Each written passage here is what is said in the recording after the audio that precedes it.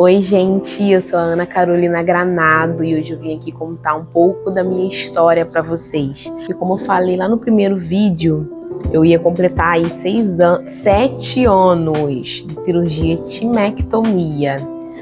E eu completei no dia 16 de outubro, né, esses 7 anos.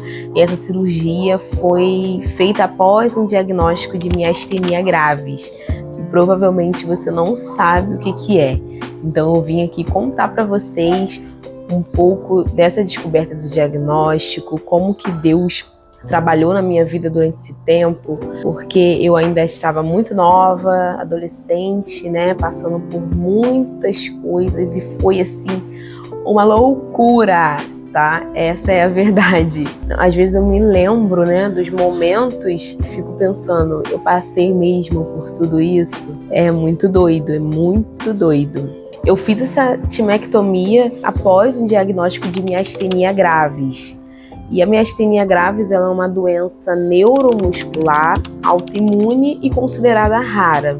Os principais sintomas dela são fraqueza muscular, visão dupla, pálpebra caída, dificuldade para engolir, dificuldade para falar, fadiga extrema. São tantas coisas, mas é basicamente isso mesmo. Como que eu cheguei a esse diagnóstico, né? Eu vou ter que voltar um pouquinho, né, lá atrás, para vocês conseguirem entender o que estava acontecendo na minha vida nesse tempo. Eu sempre fui uma criança saudável, até os meus 15 anos eu estava totalmente saudável. Tive só 3 eventos na minha vida que eu me lembre, tá? Que eu me lembre. Uma, quando eu ainda era muito pequena, que eu pulei da cisterna achando que sabia voar, e eu não sei se eu quebrei ou se eu desloquei o braço. O outro, eu não lembro a idade que eu tinha, mas eu estava com minha prima, a vizinha da tia dela tinha um cachorro. Minha mãe já tinha falado para eu não ir lá perto desse cachorro. Nós fomos, minha prima saiu correndo, me deixou para trás e eu fui mordida por esse cachorro. E aí eu fui pro hospital. E a outra vez foi quando eu tinha 11 anos, tive uma crise de sinusite, fui parar no hospital também. Essas são as coisas que eu lembro, né? E aí, estava tudo bem até a separação dos meus pais. Quando começou ali eles passando por essa crise no casamento deles, eu, com os meus 15 anos de idade, não entendia muito bem a situação. Muitas coisas para lidar, né? Apesar de eu viver ainda assim a minha adolescência ali normalmente, ia pra escola, tinha as minhas amigas, né? As minhas amizades, ia pra igreja também. Chegou um tempo que eles se separaram, isso lá em 2013, agosto de 2013, e tudo mudou. Começaram a vir os primeiros sintomas. E eu consegui achar alguns prints, na verdade eu tirei alguns prints desses momentos em que eu falava que eu estava sentindo fraqueza, né? Eu falava com uma amiga minha, Larissa, que nós estudávamos juntas, éramos da mesma igreja e estudávamos juntas. Então eu falava, não posso ir porque eu estou muito fraca, não posso sair porque eu estou sentindo dor e fraqueza, era isso. Fui ficando enfraquecida, assim, dos braços e das pernas, onde eu já não estava conseguindo mais fazer coisas simples do dia a dia, né? Eu lembro que nessa primeira casa que nós moramos, eu, minha mãe e meu irmão, era no 2º andar, então às vezes eu descia para ir para a escola, andava um pouquinho, não me sentia bem, aí voltava, quando eu ia subir a escada eu caía. Teve uma vez que eu caí mesmo ali na rua e falaram para minha mãe, inventaram histórias sobre mim. Minha vida estava começando esse processo em 2013. Eu vou resumir bem isso aí, tá? E foi uma separação difícil, né? Meu pai não aceitou bem também a situação. Ele me ligava muito porque ele queria falar com minha mãe não atendia as ligações dele, né? Aquele processo todo. E aí ele me ligava.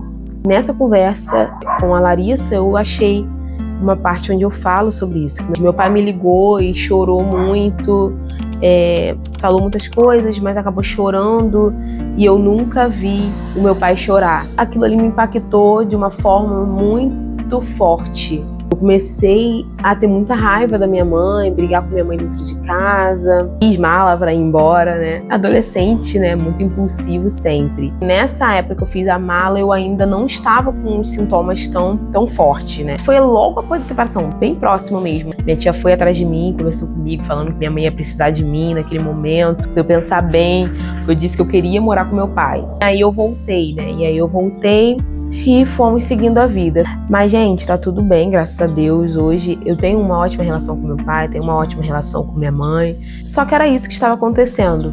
E comecei a ter ali os primeiros sintomas, né? Fui tendo dificuldade para sorrir, o olhar já foi caindo, fui perdendo ali a minha expressão facial. Minha mãe chegou a me levar no ortopedista, neurologista, mas não era nada, né? Não era nada. Então começavam a achar que eu estava fazendo aquilo para chamar a atenção, né, naquele momento. Fui começando a ter dificuldade para pegar ônibus sozinha, porque era eu forçar a perna no degrau, eu caía. Isso 2013, 2014. E eu acho que ainda em 2014 eu mudei para uma outra casa, que era num morro. Era ainda mais distante do que a primeira casa para onde nos mudamos após a separação, só que eu ia a pé de casa até a escola, não pegava ônibus de jeito nenhum, não subia em calçada, então eu tinha que esperar ônibus passar, carro passar para eu poder andar na rua, porque se eu forçasse um pouquinho, eu caía. E nisso que eu caía, eu não tinha forças para levantar de novo. Então, eu sempre precisava de alguém para me ajudar. E então, quando eu não tinha carona para ir para a escola, eu ia a pé. Isso quando eu conseguia ir, porque chegou uma hora que eu não consegui mais ir devido a tanta fraqueza. Nisso eu já tinha ido em uma psicóloga que também falou que basicamente eu estava fazendo aquilo para chamar a atenção dos meus pais. Muito doido, né? Então eu estava ali com meus 16 anos já desse jeito. E quando eu não conseguia chegar na escola, eu fazia um desvio e ia para a igreja, que tinha cultos às terças e quintas de manhã e à tarde. Passava a tarde toda na igreja, gostava de estar lá, comecei a me envolver. Inclusive tem uma frase de um amigo que eu fiz nessa época, o Ivan, que eu guardo até hoje. Quem não se envolve, não desenvolve. Eu amo essa frase. E ali eu comecei a me envolver com a galera assim que fazia música, né? Que eu sou uma pessoa cantante, gente. Eu amo cantar, eu canto o tempo todo, passo o dia cantando de verdade.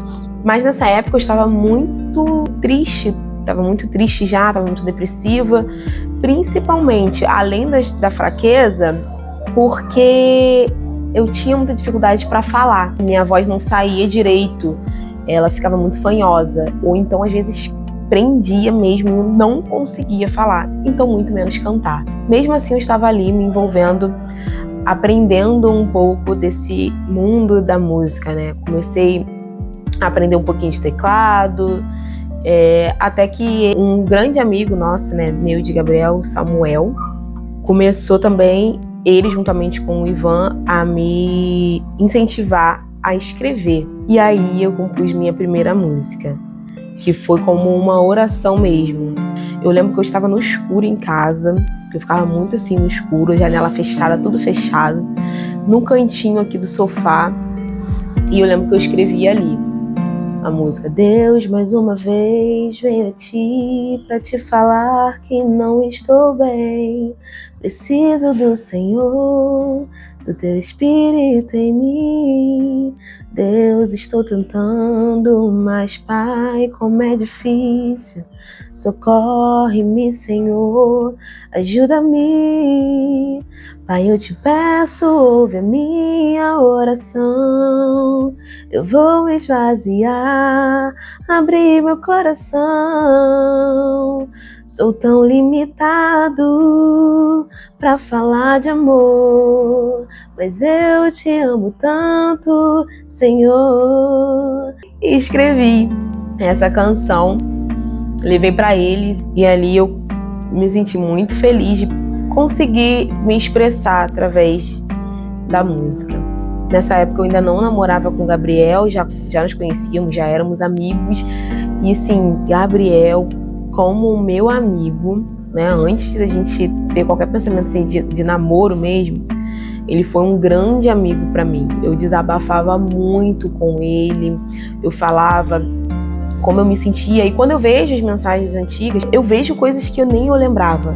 De como eu me sentia sozinha, abandonada, ou então quando meu pai me ligava e falava coisas que me magoavam, eu falava isso com ele também, ou quando eu pensava coisas contra a minha própria vida, né, porque eu já não aguentava mais o que eu estava vivendo, porque adolescente e eu não podia viver a minha vida de adolescente. Eu não digo de sair, curtir, não, mas de poder realmente estar com os amigos, de poder ir para a igreja, de poder ir na casa de alguém. Tudo era muito difícil para mim, tudo era difícil porque era eu andar um pouco e cair, andar um pouco e ficar muito cansada, era muita fraqueza, era isso.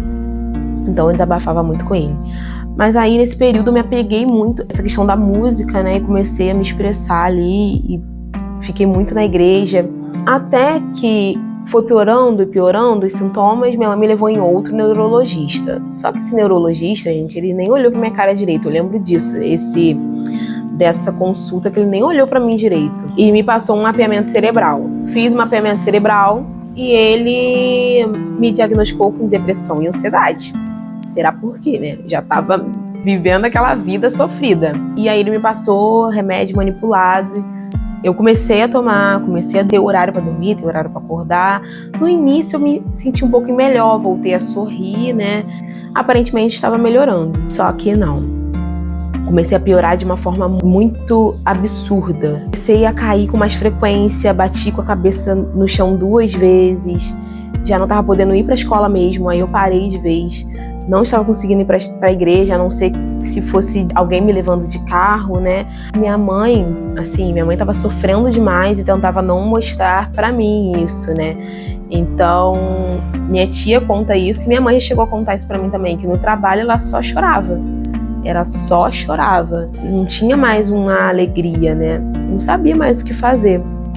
Até que uma mulher com esclerose múltipla que indicou o médico dela, também neurologista, e falou que ele ia saber diagnosticar o que estava acontecendo comigo. Só que ele era caro, mas com a ajuda nós conseguimos ir nessa consulta.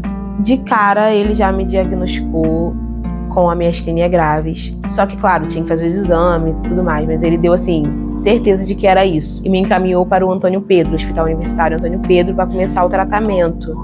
Começar as consultas, fazer exames para ter um diagnóstico. Fomos para o Antônio Pedro, onde ainda tivemos um pouco de dificuldade também, onde minha mãe chorou muito, sofreu muito também, para conseguir fazer a carteirinha, para de fato eu conseguir me tratar lá. Mas consegui, graças a Deus. E aí começamos todo o processo de diagnóstico, comecei a tomar um remédio certo, parei, né, com o outro que eu estava tomando, manipulado, porque quem tem miastenia graves não pode tomar relaxante muscular. Então aquele remédio estava me matando. Detalhe que existe algo chamado crise miastênica, que é quando a fraqueza afeta o sistema respiratório.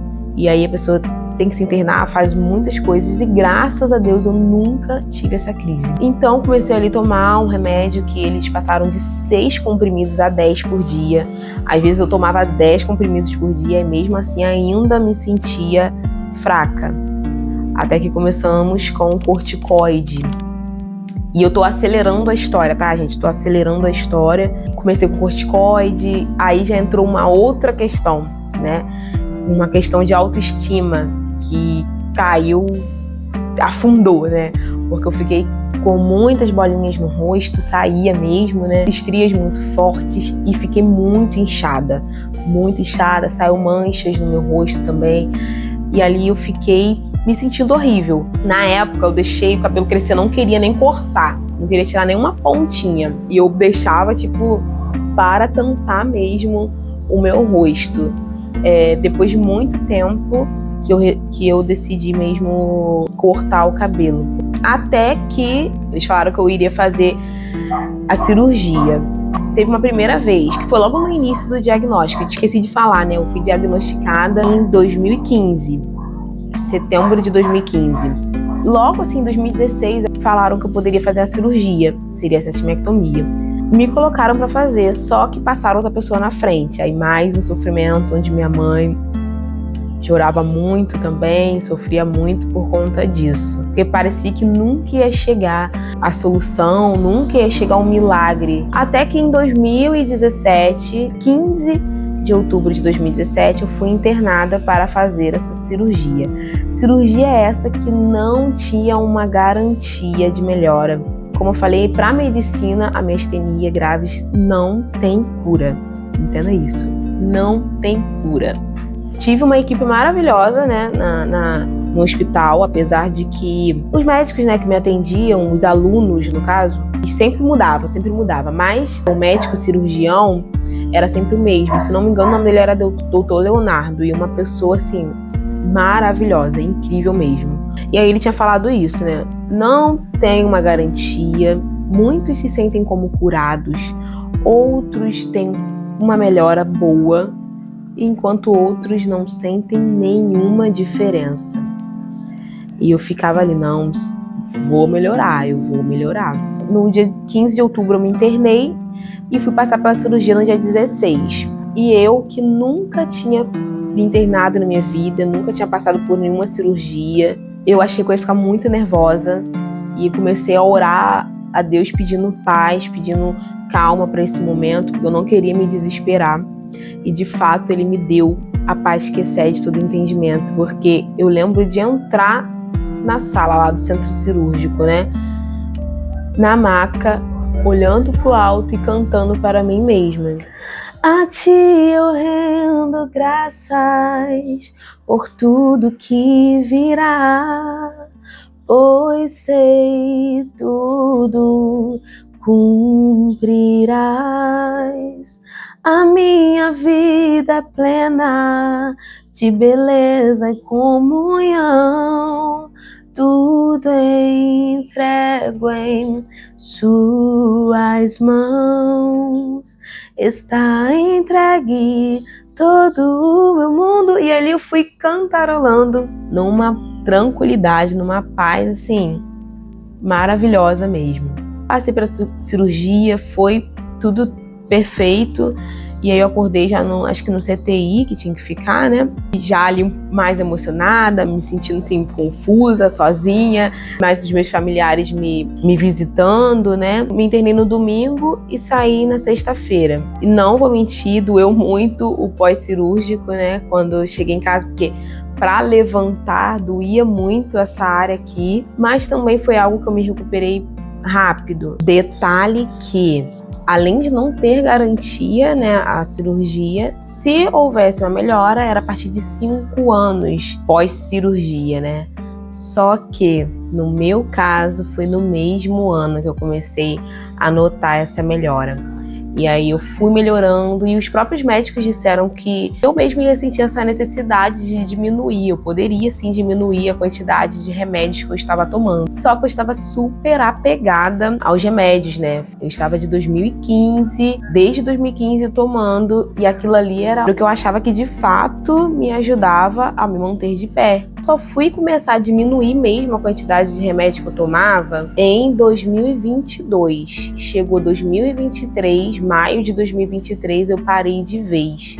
Eu acabei não comprando o remédio, fiquei uma semana sem. Quando fui tomar de novo, eu me senti mal, não me fez bem. Não era mais para eu tomar, não fazia mais parte da minha vida, e desde então estou sem tomar remédio, não vejo necessidade em tomar ele. E, gente, o que mais eu posso dizer? Quando eu paro para eu lembrar de tudo, eu vejo uma Ana, né, uma adolescente ali, muito depressiva mesmo, onde não tinha mais alegria, já desanimada, não queria mais fazer nada.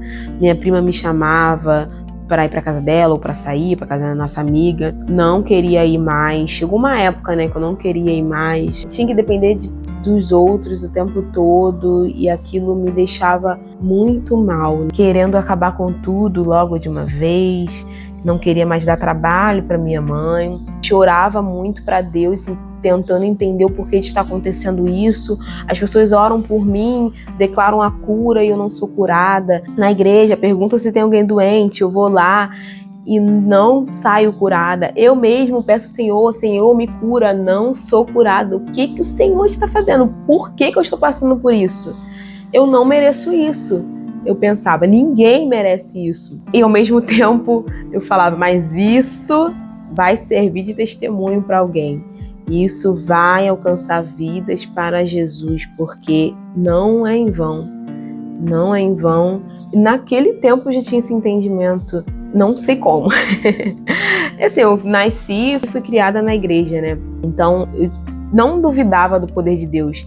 Por muito tempo eu achei que eu não podia orar por cura de outra pessoa estando doente. Mas depois de um tempo eu entendi que uma coisa não tem nada a ver com a outra. Eu podia estar doente naquele momento, mas podia declarar a cura para outra pessoa e ela ser curada, porque Deus é Deus, né? Ele não muda por conta de uma situação minha. Por muito tempo eu fiquei muito traumatizada, porque várias coisas aconteceram. Uma neném caiu do meu colo, mas caiu no sofá e graças a Deus não aconteceu nada com ela. E aí eu peguei o trauma de pegar bebês no colo, achava que eu não poderia ser mãe. Hoje em dia espero no Senhor, né? Eu achava, né, eu não poderia mais cantar e hoje eu canto. Por isso que eu canto o tempo todo mesmo. Eu amo cantar, a música faz parte de mim. E é isso aí, sabe, gente? Ter pessoas próximas de você que te dê força, que te levante, porque teve uma época que eu não me entendi, não entendi o que estava acontecendo e muitas pessoas não entendiam também. Julgavam mais do que ajudavam, né? Mas assim, família é essencial, a família é essencial. O Senhor é bom em todo tempo. Ele é fiel, Ele é misericordioso, Ele cumpre as suas promessas. Ele não nos desampara. Eu não era mais quem eu sou hoje. Hoje, gente, eu pulo, eu sorrio muito, posso abrir esse sorrisão, porque um dia eu não podia.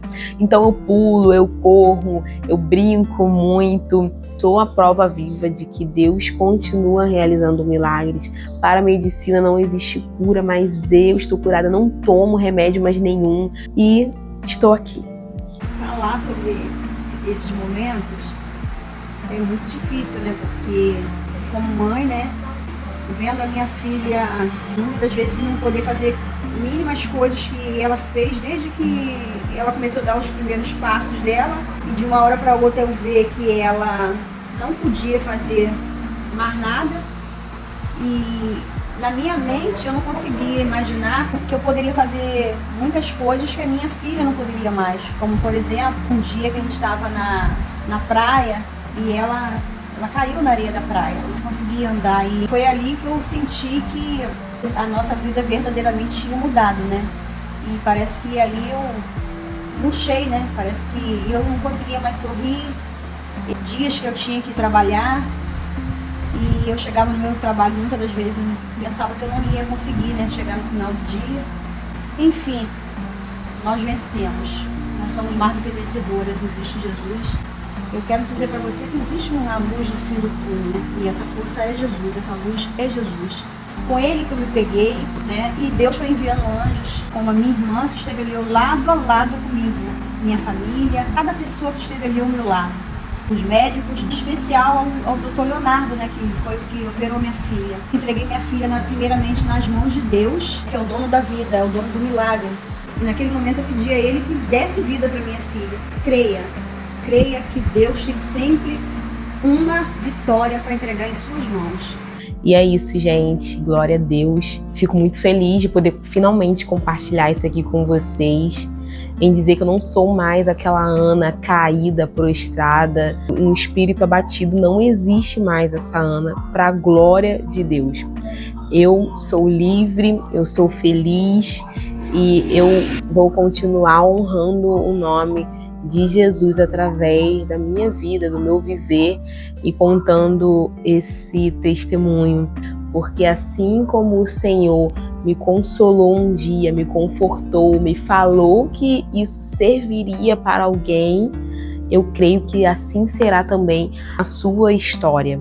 Seja o que for que você estiver vivendo, é doença, como foi comigo, é um casamento que não está indo bem, a família está se destruindo, né, se desfazendo, é um financeiro que você já não vê mais saída. O Senhor tem a saída. O Senhor é o caminho, o Senhor é a verdade e a vida. Ele tem tudo, Ele é tudo. Então, creia. somente não desista, não desista, mantenha sua fé firmada em Jesus. Ele é o Deus que pode todas as coisas. O que você acha que hoje está demorando demais, daqui a pouco vai se passar 11 anos, como passou comigo. Já são 11 anos desde o início dessa trajetória aí e passou muito rápido. Na época parecia que não ia acabar nunca, parecia que era o fim, mas não foi, tá bom? Fica na paz do Senhor. Que o Senhor te abençoe muito e que Ele proteja sua mente e que te dê paz, a paz que excede todo entendimento. Fique com Deus. Beijo!